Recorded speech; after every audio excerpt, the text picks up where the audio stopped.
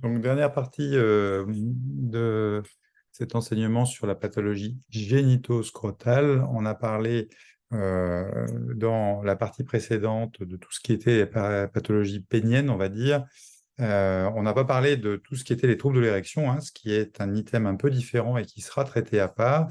Maintenant, on va parler de la pathologie scrotale, ou du moins, comme chaque fois, c'est la philosophie, ce qui est spécifiquement dans le programme de l'ECN.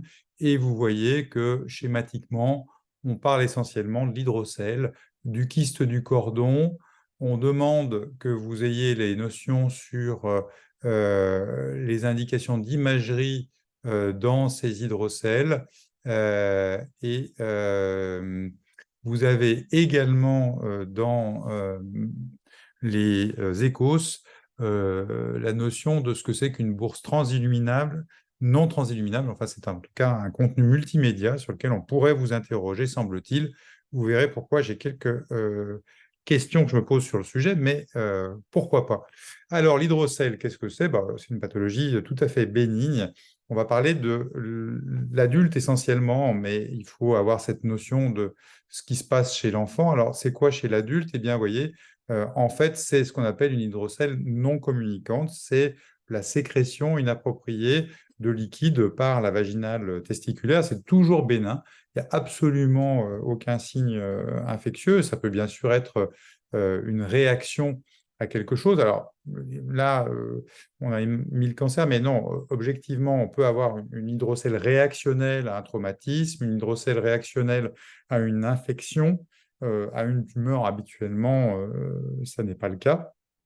Mais donc la grosse différence entre l'hydrocèle en général des adultes et de l'enfant, c'est qu'on peut avoir chez l'enfant ce qu'on appelle les hydrocèles communicantes, et on reverra tout à l'heure que finalement ça peut ressembler à une hernie congénitale.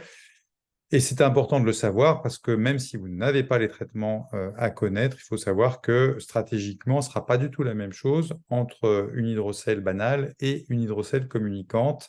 Voilà. Donc effectivement, pas de choses extraordinaires, hein, mais effectivement, c'est des choses relativement basiques. Alors, quel est le tableau caractéristique d'une hydrocèle de l'adulte? Tout d'abord, voilà l'aspect, hein, c'est quelque chose qui peut être assez volumineux. Et en fait, c'est ça qui va en général amener le patient à questionner, à consulter, soit parce qu'il est inquiet, soit parce qu'il est gêné mécaniquement et que progressivement, il a de plus en plus de mal à s'asseoir, à mettre des slips. Éventuellement, on peut y avoir un petit syndrome du vestiaire, encore qu'en général, au début, c'est plutôt quelque chose qui n'inquiète pas trop les messieurs. Mais on peut vraiment avoir une gêne mécanique. Alors, c'est en général pas douloureux, ça peut être senti comme une sorte de pesanteur.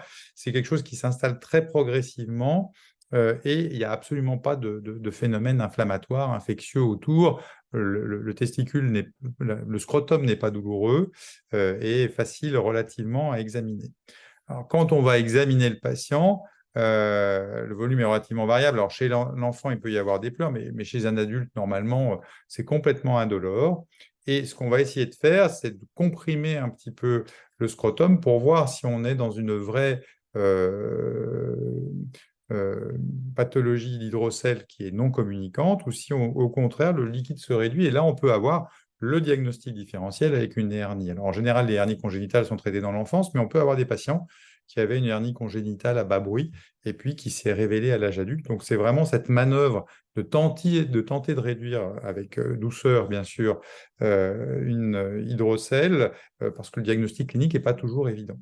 Alors, la fameuse transillumination, qu'est-ce que c'est? Effectivement, par le passé, on avait toujours en consultation une lampe de poche et on pouvait donc mettre cette lampe de poche en arrière du scrotum et comme vous le voyez ici, on voyait tout le scrotum qui se transilluminait facilement. On savait donc qu'il y avait du liquide dans le scrotum et on n'avait pas une pathologie tumorale. Alors, le problème, c'est que mécaniquement aujourd'hui, on n'a plus tellement de lampes de poche. En général, il est bien plus efficace de regarder dans une gorge avec des lampes LED. Et donc, ce type de matériel, à mon avis, est aujourd'hui relativement peu disponible. Je doute que vous ayez envie de mettre votre smartphone contre un scrotum d'un patient, et je vous comprends. Donc, je pense que cette manœuvre-là, aujourd'hui, clairement, elle est plutôt remplacée par le fait qu'assez systématiquement, on va demander une échographie qui est un examen qui est facile à faire, non irradiant et qui va permettre d'affirmer le diagnostic différentiel de soit une tumeur du testicule, on peut avoir une tumeur du testicule cachée, entre guillemets, dans cet hydrocèle, soit avoir des anses digestives, ce qui permettra de redresser le diagnostic pour une hernie inguinale. Donc, pour ma part, alors que quand même j'ai une certaine expérience sur ce sujet-là, j'avoue que moi j'ai pris l'habitude de faire systématiquement une échographie et donc je ne vois pas, même pour l'ECN, même dans le cadre de quelque chose de très rigoureux, en quoi on pourrait se passer de l'échographie dans le bilan de ces hydrocèles, à partir du moment où c'est un examen qui est quand même relativement simple à faire. Et imaginons qu'on soit dans des conditions difficiles pour faire ce diagnostic. Oui, la transillumination, peut rester quelque chose qui peut être intéressant. Voilà ce qu'on peut en dire. Donc schématiquement, qu'est-ce qu'on va faire derrière comme traitement chirurgical? Ben, on va réséquer l'hydrocèle si, on est chez un adulte et puis si on est chez un enfant ou chez un adulte qui a une persistance de ce fameux canal péritonéo-vaginal, ben, on va faire un abord inguinal. Donc on va faire un abord qui est différent puisque la cure d'hydrocèle, ça se fait par voie scrotale et on va fermer ce canal-là, ce qui va permettre de traiter la hernie et l'hydrocèle en même temps. Alors, j'ai parlé de varicocèle, c'est possiblement un diagnostic différentiel. Donc, vous voyez là, une varicocèle un petit peu différente. Alors, le diagnostic est vraiment différent. Cliniquement, pour vous dire les choses très clairement, en fait, c'est quoi la varicocèle? C'est une dilatation, vous voyez, des veines du cordon spermatique qui va entraîner une augmentation de volume aussi du scrotum. Mais à la palpation, et c'est souvent ça qui gêne les patients, hein, à la palpation et visuellement, même si cette photo ne rend pas justice à cette anomalie, en fait, vous allez voir quelque chose qui ressemble à vraiment des varices du scrotum. Et à la palpation, on dit c'est comme un nid de verre grouillant autour du testicule. On peut comprendre que ça puisse complexer certains patients. Le plus souvent, c'est beaucoup moins lourd que ça. Et il y a beaucoup de diagnostics échographiques qui sont faits. Bref, on ne va pas rentrer dans le détail puisque la varicocèle ne fait pas partie des éléments que vous devez connaître, je dirais, très précisément, mais il faut savoir que c'est un diagnostic différentiel et évidemment, le traitement n'est pas le même. En général, aujourd'hui, c'est beaucoup traité par embolisation et surtout, c'est en général traité par le mépris, parce qu'il n'y a pas tellement d'indications à traiter les varicocèles, mais c'est un autre sujet.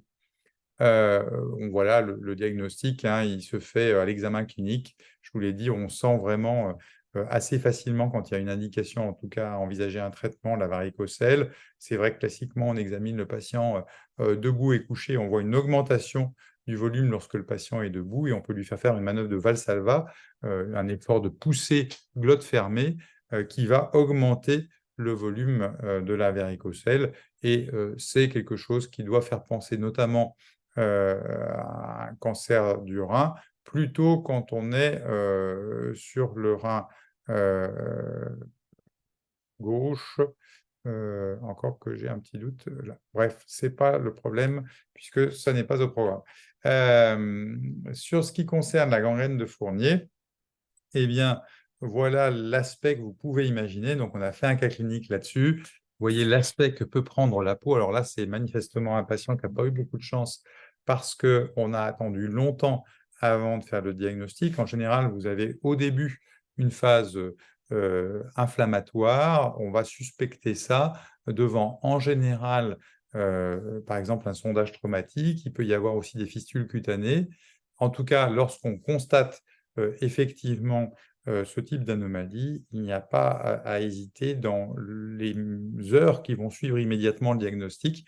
Il faut impérativement faire une triple prise en charge médico-chirurgicale et réanimatoire avec effectivement une triple antibiothérapie, une exérèse des tissus qui est indispensable, hein. Les antibiotiques seuls ne permettront pas un retour à la normale et on va faire une exérèse pure et simple des tissus. On fera une reconstruction secondairement lorsque le patient sera remis, mais pendant tout le temps de la prise en charge initiale, on va être obligé de faire une exérèse des tissus.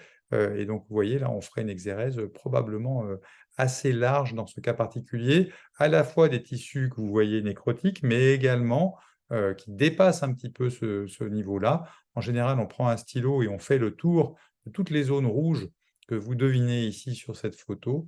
Effectivement, c'est quelque chose qui peut être très dangereux. C'est quelque chose qui peut entraîner jusqu'à 50 de mortalité, alors du fait du terrain fragile, hein, ce que je vous ai déjà dit dans le cas clinique, hein.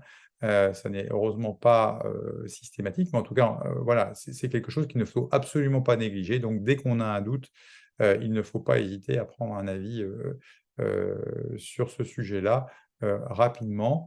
Donc vous voyez, on a plusieurs phases. La phase nécrotique, celle que vous avez vue dans la photo, est à mon avis la dernière phase. En général, on a une phase inflammatoire où on peut se poser la question, on peut parfois être amené à observer, faire le diagnostic parfois entre une orchiépidymite pure et une gangrène est quelque chose de difficile. Dans ces cas-là, il faut vraiment appliquer la règle que je vous ai dite, c'est-à-dire de faire le tour des lésions et de revenir voir le patient 1 heure ou 2 heures après. C'est vraiment quelque chose qui peut évoluer presque à vue d'œil. Et ça doit tout de suite vous alerter pour ne pas passer ensuite ou pas attendre la phase gazeuse. Donc la phase gazeuse, on sent des vrais crépitants sous la peau, c'est-à-dire que vous mettez vos doigts sur la peau du patient et vous sentez comme si vos doigts s'enfonçaient dans de la neige fraîche. Vous sentez des crépitants. Et là, pour le coup, il n'y a plus de doute à avoir. Il faut impérativement faire l'abord chirurgical. Puis évidemment, quand la peau commence à nécroser, alors là, on est vraiment très, très tardivement, très, très tard dans la prise en charge. Alors, ce qui est important à savoir, c'est qu'en fait, c'est une dermo-hypodermite, c'est-à-dire que ça n'atteint que la peau et la sous-peau. Le testicule en lui-même ne sera pas touché, la verge n'est pas touchée. Donc, on pourra les reconstruire, on pourra reconstruire ensuite les enveloppes, mais les organes sous-jacents ne sont pas lésés. Et donc, effectivement, on va les laisser en place en les couvrant avec des pansements adaptés. C'est ça la prise en charge. Vous voyez, réanimation, traitement, donc on va stabiliser les patients puisqu'ils font des chocs septiques. On peut discuter même de faire du caisson hyperbare. Traitement infectieux triple antibiothérapie associant des antibiotiques à action très rapide comme les aminosides, des céphalosporines de 3e génération, des antibiotiques dirigés contre les germes anaérobies. Évidemment, faire le maximum de prélèvements avant de débuter ce traitement antibiotique. Puis sur le plan chirurgical, on va faire des choses les plus agressives possibles. Si jamais, comme dans le cas que vous avez vu là, on a une atteinte, vous voyez, de la marge anale, là, on sera probablement obligé de faire une colostomie, tout simplement pour que le patient ne souille pas la plaie. Mais en général, quand on peut l'éviter, on essaie de l'éviter. Alors mise en nourrice, CE, bien sûr, des testicules peut se discuter, c'est-à-dire qu'on va mettre les testicules sous la peau pour pas qu'ils s'abîment trop et ensuite on pourra tout reconstruire à distance. Je vous remercie de votre attention.